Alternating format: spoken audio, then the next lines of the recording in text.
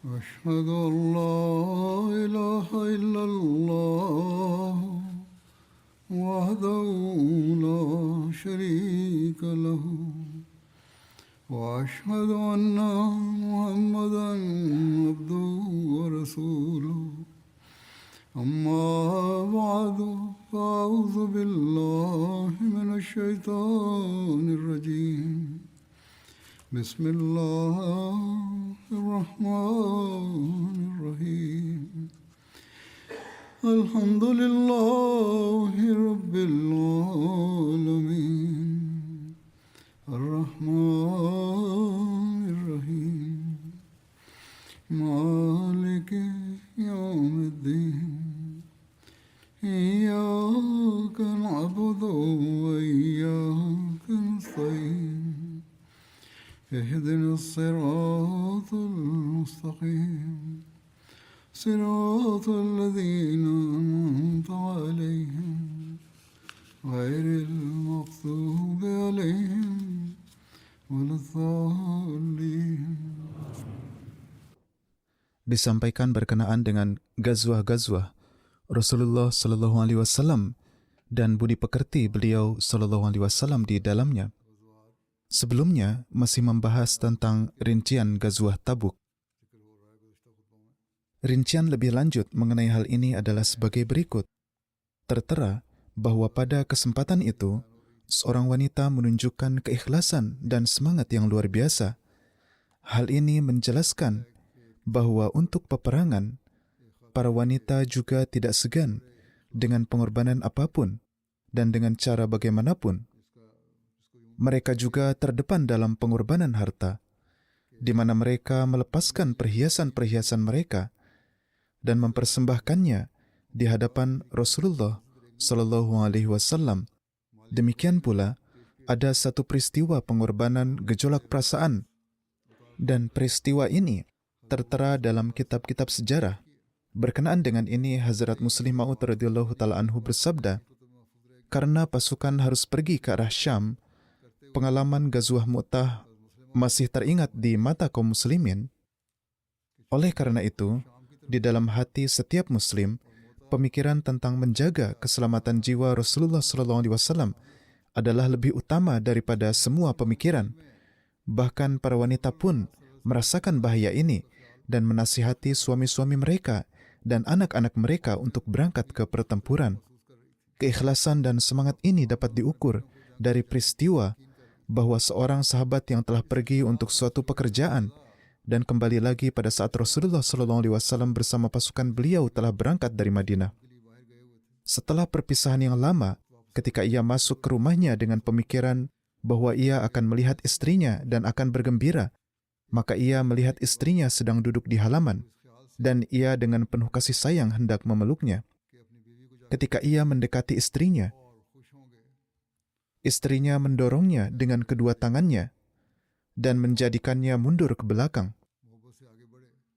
Sahabat itu dengan heran memandang ke wajah istrinya dan bertanya, "Mengapa setelah sekian lama berpisah, saya diperlakukan seperti ini?" Istrinya berkata, "Tidakkah kamu malu? Rasulullah SAW sedang pergi ke tempat yang berbahaya, sementara kamu berani melakukan hal seperti ini dengan istrimu. Pergilah dulu dan tunaikanlah kewajibanmu, setelah itu baru akan dibicarakan hal-hal ini." Sahabat itu segera keluar dari rumahnya. Ia memasang pelana pada tunggangannya dan menyusul Rasulullah SAW dan bertemu dengan beliau setelah menempuh 3 manzil perjalanan. Peristiwa ini juga telah disebutkan oleh Hazrat Muslim Maud radhiyallahu ta'ala anhu di tempat yang lain.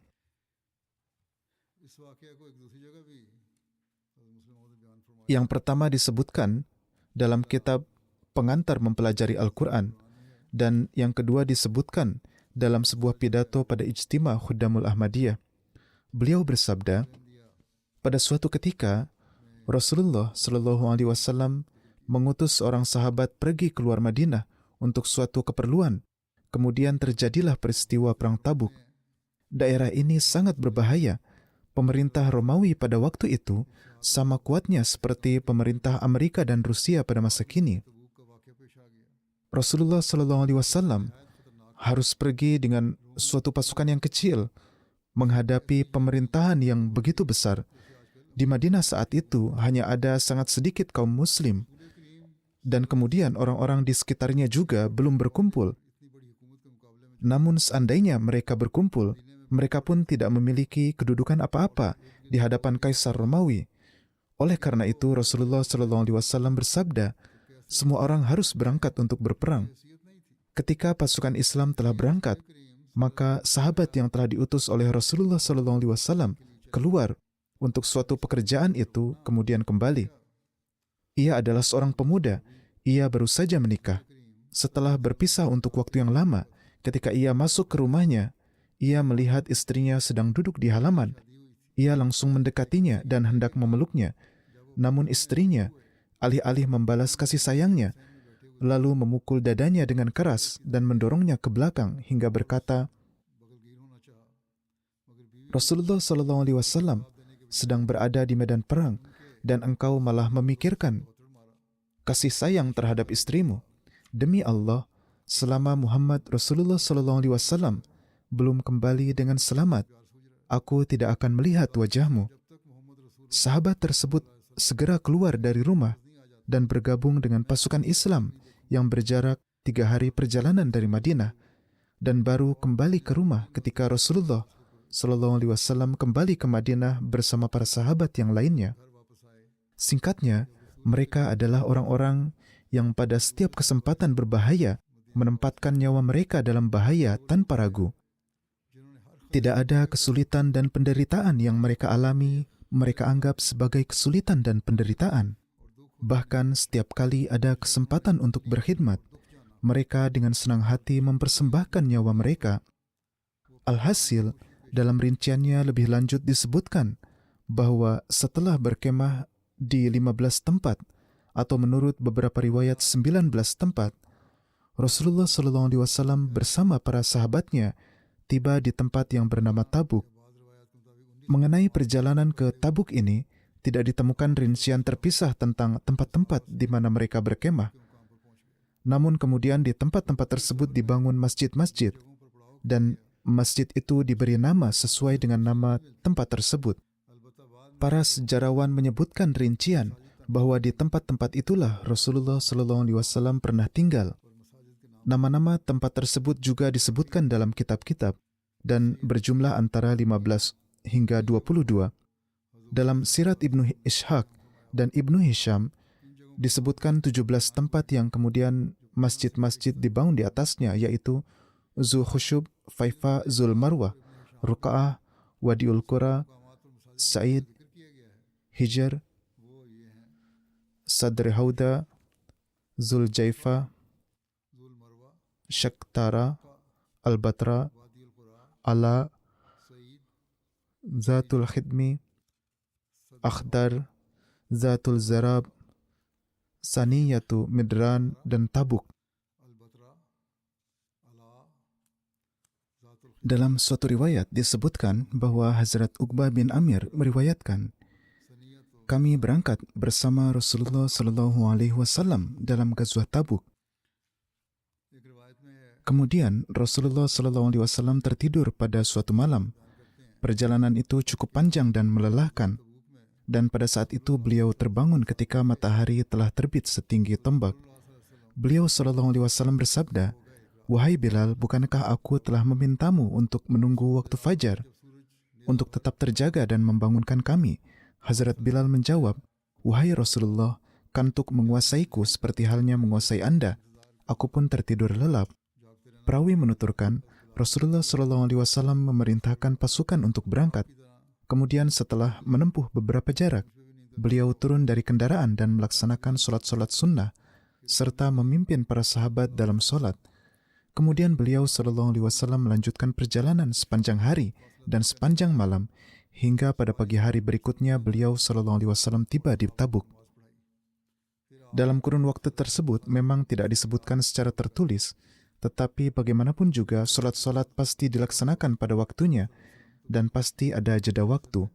Setelah tiba di sana, Rasulullah SAW menyampaikan khutbah kepada para sahabat. Setelah sampai di Tabuk, Rasulullah SAW memanjatkan puji sanjung kehadirat Allah, kemudian bersabda, "Wahai manusia, perkataan yang paling benar adalah Kitabullah. Ikatan yang paling kuat adalah takwa. Agama yang terbaik adalah agama Hazrat Ibrahim. Sunnah yang terbaik adalah sunnah Muhammad SAW. Perkataan yang paling tinggi adalah zikrullah. Kisah yang terbaik adalah Al-Quran ini. Hal-hal yang terbaik adalah yang dilakukan dengan tekad yang kuat. Perkara-perkara yang terburuk adalah bid'ah-bid'ah. Petunjuk yang terbaik adalah petunjuk para nabi. Kematian yang paling utama adalah kematian syahid. Kebutaan yang paling besar setelah meraih petunjuk adalah kesesatan. Amal-amal terbaik adalah yang diikuti. Dan kebutaan yang paling buruk adalah kebutaan hati. Jadi, kebutaan mata bukanlah kebutaan yang sebenarnya, tetapi adalah kebutaan hati, yakni tidak memahami firman-firman Allah Ta'ala. Kemudian Rasulullah SAW bersabda, tangan di atas lebih baik daripada tangan di bawah, dan yang sedikit tetapi hemat lebih baik daripada yang banyak tetapi melalaikan. Dan permintaan maaf yang paling buruk adalah yang dilakukan pada saat kematian, dan rasa malu yang paling buruk adalah pada hari kiamat. Dan beberapa orang datang terlambat untuk sholat Jumat, dan ada juga orang-orang yang melakukan zikrullah secara terputus-putus. Dan salah satu dosa terbesar adalah lidah yang berdusta, dan kekayaan yang terbaik adalah hati yang kaya. Artinya, Rasulullah SAW tidak menyukai orang-orang yang menunaikan sholat secara terputus-putus dan datang terlambat. Rasulullah SAW bersabda bahwa ini adalah hal yang sangat buruk.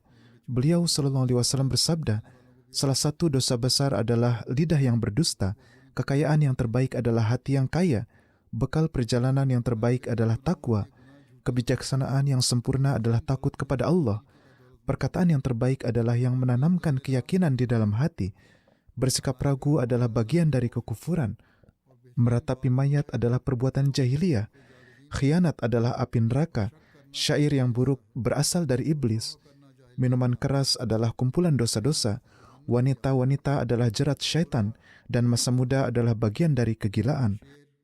Penghasilan yang paling buruk adalah penghasilan dari riba, dan makanan yang paling buruk adalah memakan harta anak yatim. Orang yang beruntung adalah yang mengambil pelajaran dari orang lain, dan orang yang celaka adalah yang sudah celaka sejak dalam kandungan ibunya.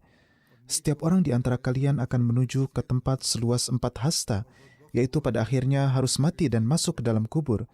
Perkara itu bergantung pada akhirat, dan hasil dari sebuah perbuatan bergantung pada akhirnya. Perawi yang paling buruk adalah perawi yang dusta, dan apa yang akan datang itu sudah dekat. Mencela orang mukmin adalah kefasikan, dan memerangi orang mukmin adalah kekufuran.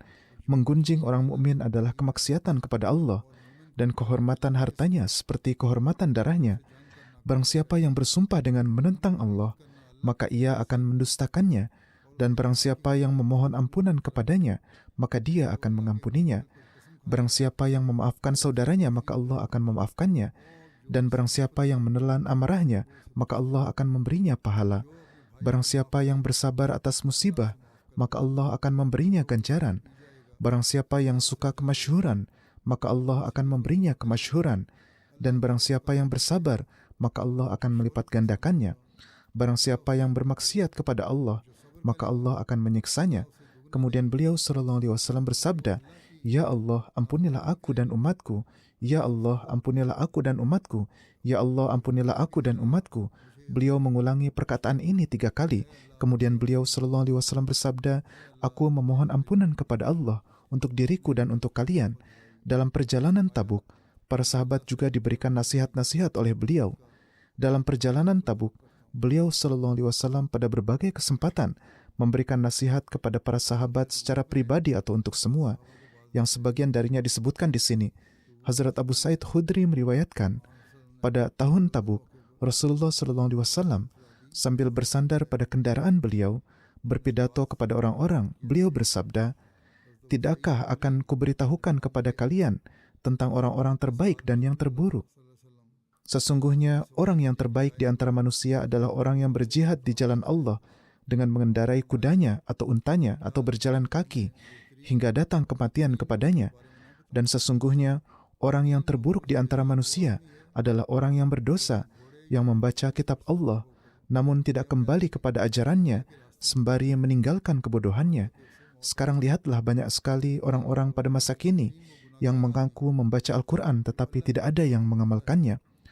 Hazrat Ibnu Abbas meriwayatkan, Rasulullah SAW saat di Tabuk bersabda, sembari menyapa para sahabat, sesungguhnya orang yang tiada bandingannya di antara manusia adalah orang yang menunggang kudanya berjihad di jalan Allah Ta'ala dan menjauhkan diri dari kejahatan manusia. Dan yang kedua, orang yang tiada tandingannya adalah orang yang menonjol dalam kedermawanan dan kelapangan hatinya dan menjamu serta memuliakan tamunya dan memberikan haknya kepadanya. Pada kesempatan ini juga disebutkan tentang surat untuk Heraklius berisi tablik untuk Islam. Ketika Rasulullah SAW tiba di Tabuk, Heraklius yang adalah Kaisar Romawi, namanya adalah Heraklius, pada masa itu tengah berada di Homs. Beliau SAW bersabda, siapakah yang akan menyampaikan suratku kepada Kaisar, maka baginya adalah surga. Seorang lelaki bertanya, bagaimana jika dia tidak menerima surat ini? Beliau SAW bersabda, walaupun ia tidak menerimanya, bagaimanapun juga sampaikanlah. Maka orang itu pergi membawa surat beliau SAW dan menyerahkannya kepada Heraklius. Heraklius membacanya dan berkata, pergilah kepada nabimu dan beritahukanlah kepadanya bahwa aku adalah pengikutnya, tetapi aku tidak mau melepaskan kerajaanku. Dia juga memberikan beberapa dinar untuk beliau SAW. Orang itu kembali dan memberitahu beliau mengenai hal ini. Maka Rasulullah SAW bersabda, ia telah berdusta, ia tidak berkata benar. Lalu Rasulullah SAW membagikan dinar-dinar itu kepada banyak orang. Hazrat Dihya membawa surat ini kepada Heraklius. Ini adalah surat yang berbeda dari surat yang Rasulullah SAW berikan melalui tangan Hazrat Dihya pada akhir tahun 6 Hijriah, yang kemudian diterima olehnya pada bulan Muharram tahun 7 Hijriah. Imam Ibnu Hajar telah menyatakan pendapatnya tentang riwayat-riwayat di kitab Magazi dan Sirat, yakni ketika Rasulullah SAW berada di Tabuk, beliau menulis surat untuk kali kedua kepada Kaisar dan lainnya. Pendapat ini juga dikuatkan oleh surat-surat Ibnu Hajar yang kemudian diterbitkan dalam bentuk buku pada tahun 1941 yang bernama Majmu'ah Al-Wasaiqus Siyasiyah lil Ahdin Nabawi wal Khilafatur Rashidah. Pengarangnya adalah Dr. Hamidullah. Di dalamnya tertera penyebutan dokumen-dokumen sejarah dan politik dari zaman kenabian hingga zaman Khulafaur Rashidin. Buku ini pertama kali diterbitkan dari Mesir pada tahun 1941. Jadi ini adalah rujukan dari buku tersebut yang menerangkan bahwa dua surat telah dikirim kepada Kaisar Romawi. Dalam surat pertama tertera bahwa dia tidak sepatutnya menjadi penghalang bagi rakyatnya untuk menerima Islam. Jika tidak, maka beban dosa rakyatnya juga akan menimpa dirinya. Surat ini dikirim kepada Kaisar melalui tangan Hazrat Dihya Kalbi pada akhir tahun 6 Hijriah. Di dalam surat kedua tertera bahwa terimalah Islam. Jika tidak, maka Anda harus membayar jizyah jika berada dalam pengingkaran. Surat ini juga Huzur SAW sampaikan kepada Kaisar melalui tangan Hazrat Dihya ketika Perang Tabuk. Dalam sejarah, terdapat perjanjian perdamaian dengan penduduk Ailah. Dalam rinciannya tertera, tatkala Rasulullah SAW tiba di Tabuk, maka penguasa-penguasa Kristen di sekitarnya menjadi ketakutan, dan Allah Ta'ala memberi kebesaran dan keagungan yang sedemikian rupa atas mereka, sehingga mereka yang baru saja beberapa waktu sebelumnya merancang persekongkolan terhadap orang-orang Islam, kini mulai ragu akan kelangsungan hidup mereka. Lalu mereka hadir untuk menghadap Rasulullah SAW untuk memohon perdamaian. Di antara mereka yang pertama hadir menghadap ialah penguasa Ailah. Ailah adalah sebuah kota kecil di pantai Laut Merah di perbatasan Syam. Ini terletak di perbatasan Hijaz dan di penghujung tanah Syam. Semasa berada di Tabuk, penguasa Ailah, Yuhanna bin Ra'ba, hadir menghadap Rasulullah SAW dan bersamanya datang juga penduduk Syam. Datang penduduk Yaman, penduduk pesisir laut, penduduk Jarba dan Azruh, dan mereka juga memohon perdamaian. Rasulullah SAW menulis surat jaminan keselamatan untuk mereka.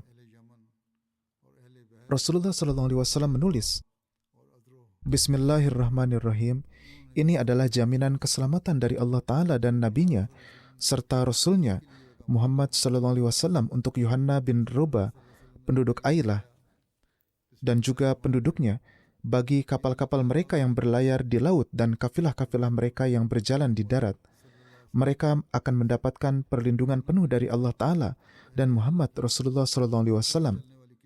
Begitu juga penduduk Syam, penduduk Yaman, dan penduduk pesisir laut akan diberikan perlindungan yang penuh. Siapa saja yang melakukan pelanggaran, maka harta bendanya boleh dirampas. Siapa saja yang mengambil harta benda dari orang yang melakukan pelanggaran tersebut, maka itu adalah halal baginya, yaitu harta orang yang melanggar itu, dan mereka tidak akan dihalang untuk menggunakan air dari sumur mata air, dan tidak akan dilarang untuk menggunakan jalan baik di laut dan juga di darat.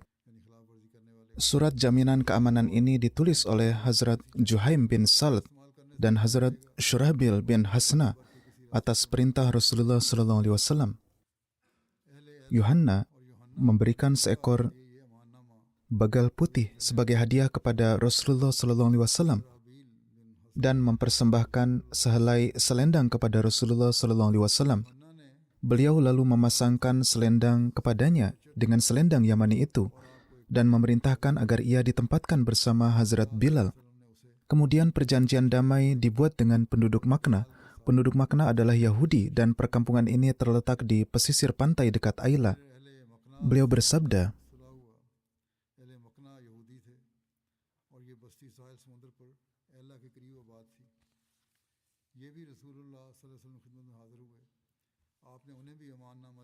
orang-orang ini berada dalam perlindungan Allah dan Muhammad SAW. Mereka diwajibkan membayar jizyah berupa 1/4 daripada benang dan kain tenunan mereka dan 1/4 daripada buah-buahan mereka. Begitu juga disebutkan mengenai jaminan keselamatan untuk penduduk Jarba dan Adruh. Ini adalah dua kota di wilayah Balka di negeri Syam yang sangat berdekatan antara satu sama lain. Jarak antara keduanya hanya 3 hari perjalanan, sementara menurut pendapat lain hanya 1. Rasulullah SAW juga menulis jaminan keselamatan untuk mereka, yakni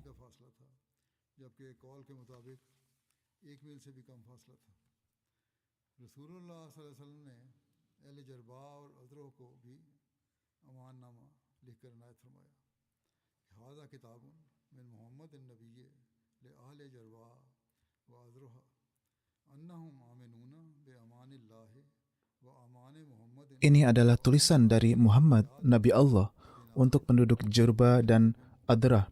Mereka berada dalam perlindungan Allah dan Muhammad SAW. Mereka diwajibkan membayar 100 dinar emas setiap tahun pada bulan Rajab sebagai jizyah. Allah adalah penjaga mereka.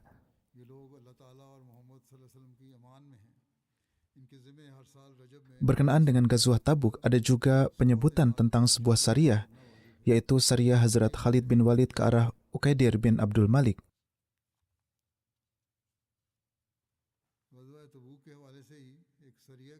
Rasulullah SAW mengutus Hazrat Khalid bin Walid dari Tabuk pada bulan Rajab tahun ke-9 Hijriah dengan pasukan berkuda sebanyak 420 orang ke arah Uqaidir bin Abdul Malik menuju Dumatul Jandal. Dumatul Jandal adalah sebuah tempat benteng pertahanan dan perkampungan yang terletak di antara Syam dan Madinah. Berjarak 15 hingga 16 hari perjalanan dari Madinah Munawwarah. Benteng ini terletak pada jarak 600 km dari Tabuk. Uqaidir adalah dari kaum Banu Kindah dan merupakan pemimpin mereka. Ia beragama Kristen. Rasulullah SAW bersabda kepada Hazrat Khalid, "Kamu akan melihatnya pada waktu malam ketika ia sedang memburu lembu, maka tangkaplah ia." Jadi Allah Ta'ala telah menunjukkan wahyu ini kepada Rasulullah SAW bahwa inilah keadaan yang akan terjadi. Dan apabila kamu beroperasi pada waktu itu, maka kamu akan dapat menangkapnya. Kemudian beliau sallallahu alaihi wasallam bersabda, Allah Ta'ala akan memberikan kemenangan di Daumah untukmu. Jika kamu dapat mengalahkannya, maka jangan bunuh ia, bawalah kepadaku. Jika ia menolak dan berperang, maka bunuhlah ia. Mengenai keberangkatan Hazrat Khalid tertera, Hazrat Khalid berangkat ke arah tersebut dan tiba begitu dekat dengan benteng itu, sehingga ia tampak di hadapan mereka. Malam itu adalah malam bulan purnama. Ukaidir berada di atas atap bangunan bersama istrinya, dan tiba-tiba seekor lembu datang. Lembu liar itu mulai menanduk pintu benteng dengan tanduknya. Istri Ukaidir berkata, "Pernahkah kamu melihat kejadian seperti ini, bahwa lembu datang dari hutan dan menanduk pintu benteng dengan tanduknya?"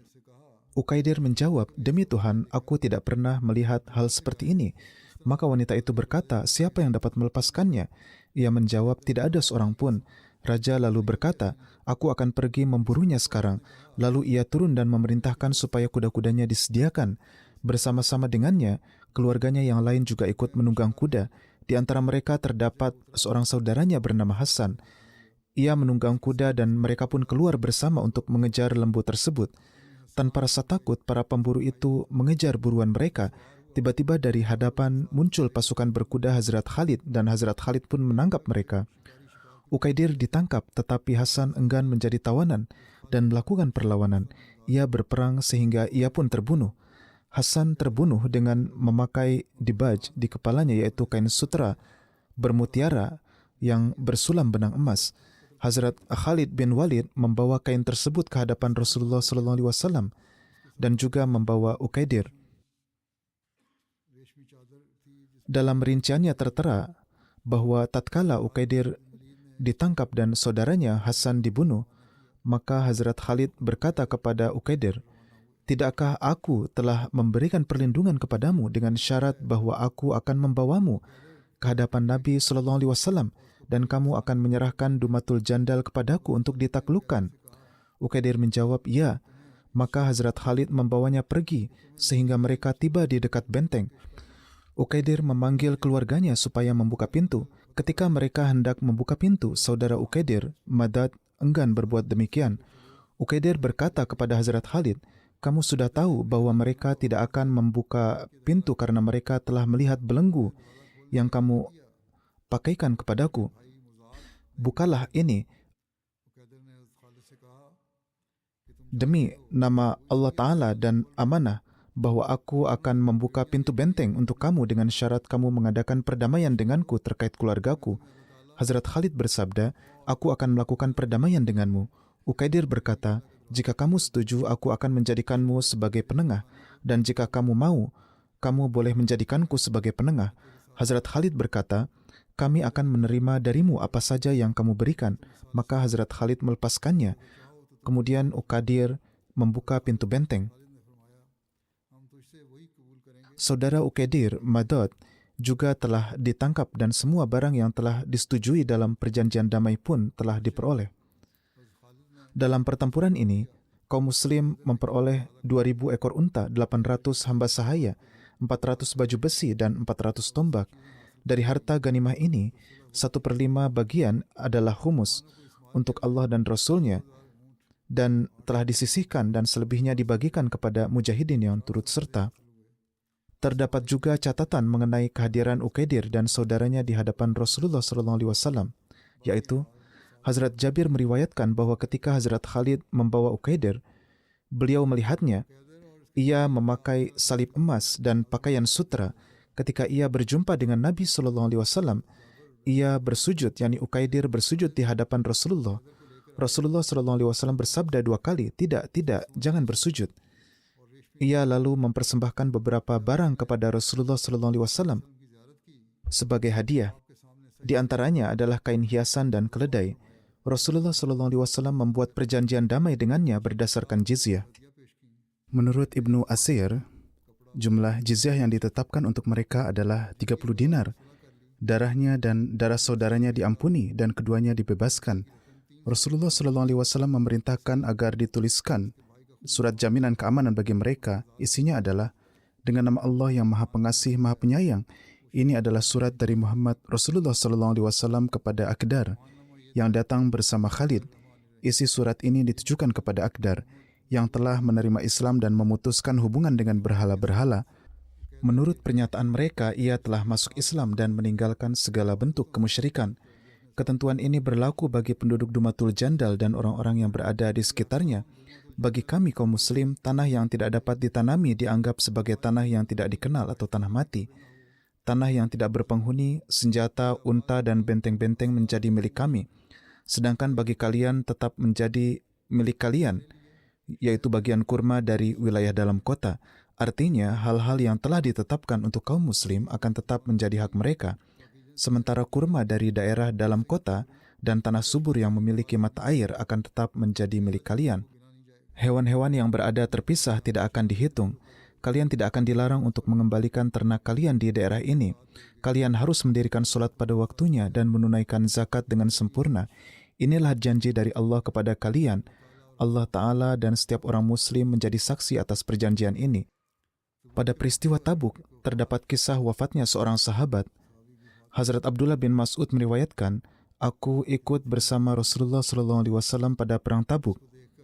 Suatu kali pada tengah malam, aku terbangun dan melihat cahaya api di salah satu sisi pasukan. Aku pun pergi ke arah cahaya itu untuk melihat apa yang terjadi. Ternyata di sana ada Rasulullah SAW, Hazrat Abu Bakar radhiyallahu ta'ala anhu dan Hazrat Umar radhiyallahu ta'ala anhu. Di sana aku melihat bahwa Hazrat Abdullah Zulbijadain Al-Muzni telah wafat dan mereka sedang menggali kuburnya. Rasulullah SAW berada di dalam liang lahat, sementara Hazrat Abu Bakar dan Hazrat Umar menyerahkan jenazahnya kepada Rasulullah SAW. Beliau SAW bersabda, "Dekatkanlah saudara kalian ini kepadaku." Lalu kedua sahabat itu menyerahkan jenazah Hazrat Abdullah Zulbijadain kepada Rasulullah SAW. Beliau meletakkan jenazah itu ke dalam liang lahat dan beliau berdoa, "Allahumma inni amsaitu radiyan anhu farda anhu." Ya Allah, aku memasuki malam dalam keadaan ridho kepadanya, maka ridalah engkau juga kepadanya. Hazrat Abdullah bin Mas'ud berkata, pada saat itu aku sangat berkeinginan seandainya akulah yang diturunkan ke dalam kubur tersebut dan memperoleh doa-doa seperti itu. Hazrat Abdullah Zulbijadain berasal dari kabilah Bani Muzainah. Ketika masih kecil ayahnya wafat dan ia tidak memperoleh warisan apapun. Pamannya adalah seorang kaya dan dialah yang menanggung kehidupannya. Paman beliau membesarkannya hingga beliau juga menjadi berkecukupan dan mulai berbisnis bersama pamannya. Setelah Fatah Mekah, ia pun memeluk Islam. Namun ketika masuk Islam, paman beliau mengambil kembali seluruh harta yang sebelumnya diberikan kepadanya, jadi dirampas dan tak tersisa apapun. Ibunya kemudian datang dan membelah selendangnya menjadi dua bagian. Hazrat Abdullah memakai satu bagian sebagai kain sarung, dan bagian lainnya beliau jadikan selimut dan selendang penutup tubuh. Setelah itu beliau pergi ke Madinah dan berbaring di masjid. Beliau melaksanakan sholat subuh bersama Rasulullah SAW. Diriwayatkan bahwa setelah sholat subuh, Rasulullah SAW biasa memperhatikan para jemaat dengan seksama untuk melihat siapa yang hadir dan apakah ada orang baru. Ketika melihat Hazrat Abdullah, beliau bertanya, "Siapa engkau?" Hazrat Abdullah menyebutkan nasab keluarganya. Dalam satu riwayat tertera yang mengatakan, "Nama saya adalah Abdul Uzza."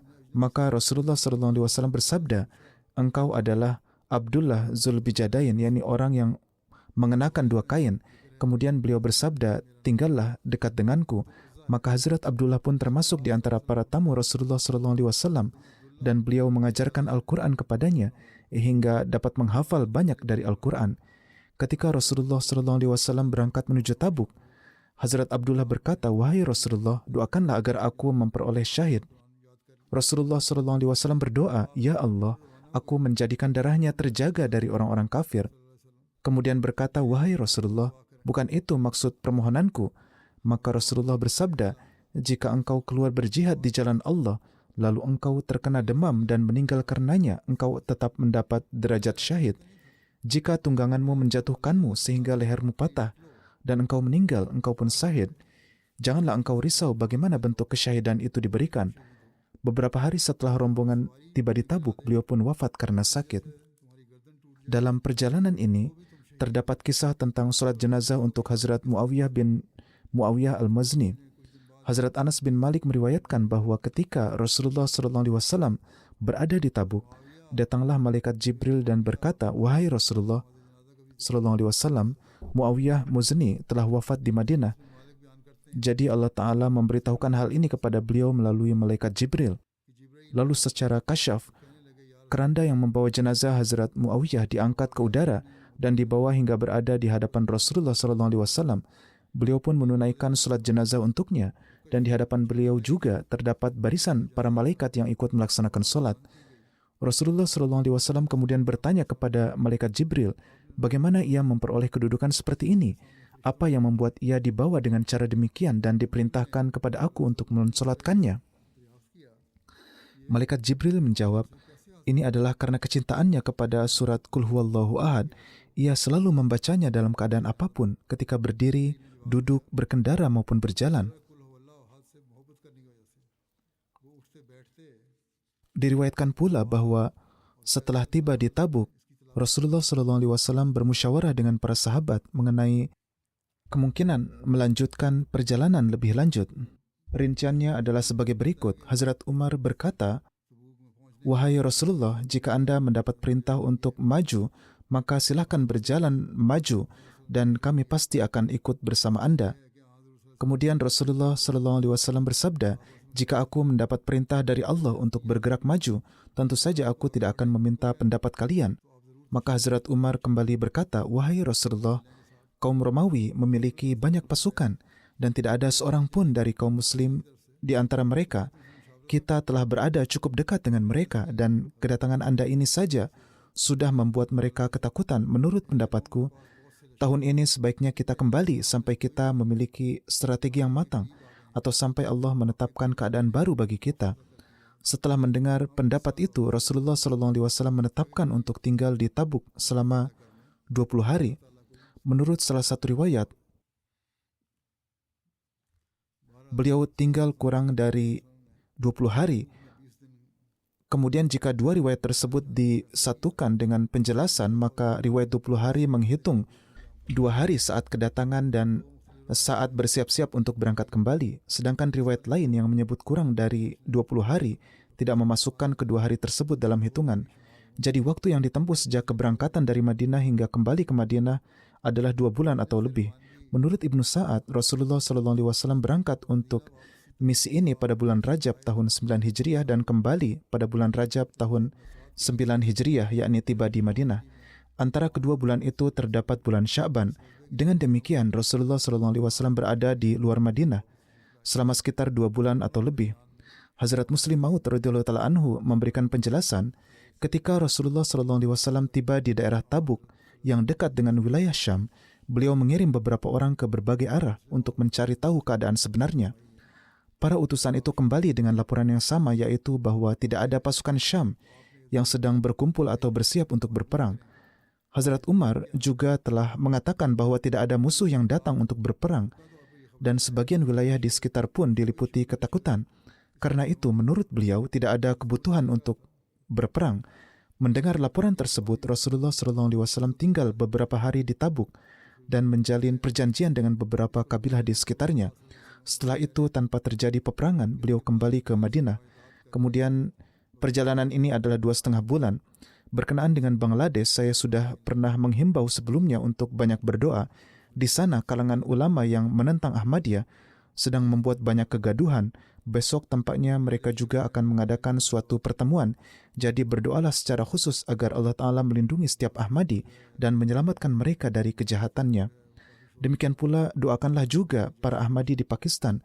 Semoga Allah Ta'ala melindungi mereka juga.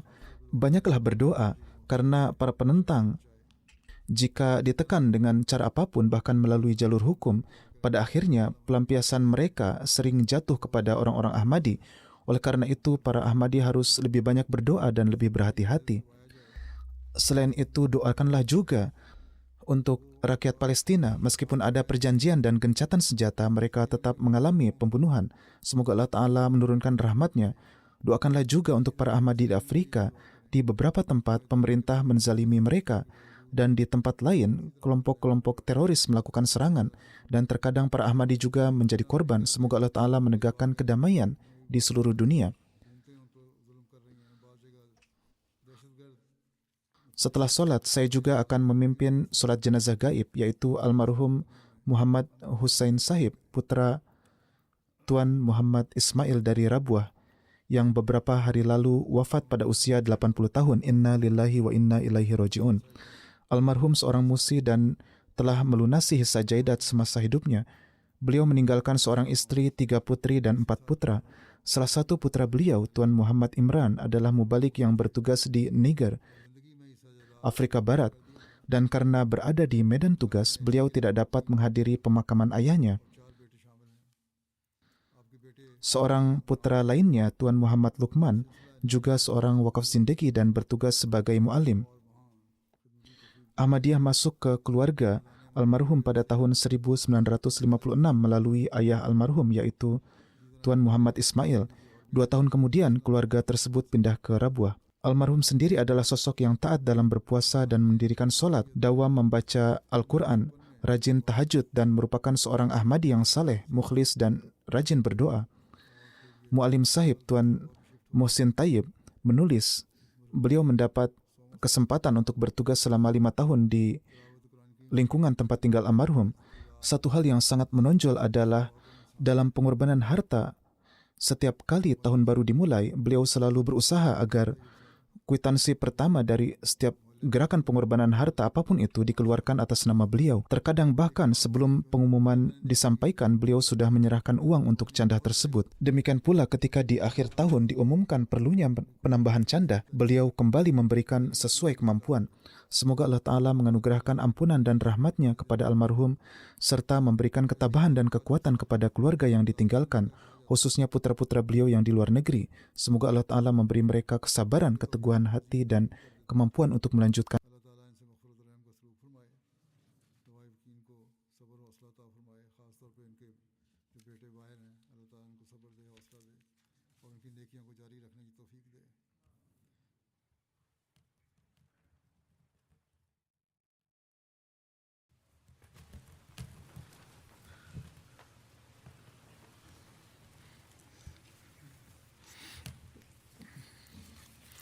Alhamdulillah, alhamdulillah, nahmaduhu wa nasta'inuhu wa nastaghfiruhu wa nu'minu bihi wa natawakkalu alayhi wa na'udhu billahi min shururi anfusina wa min sayyiati a'malina.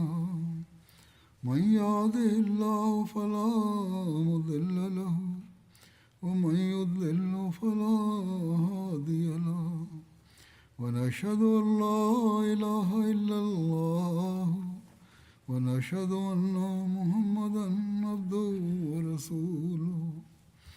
عباد الله رحمكم الله إن الله يأمر بالعدل والإحسان وإيتاء ذي القربى وينهى عن الفحشاء والمنكر والبغي يعظكم لعلكم تذكرون. اذكروا الله يذكركم وادعوه يستجب لكم ولذكر الله أكبر.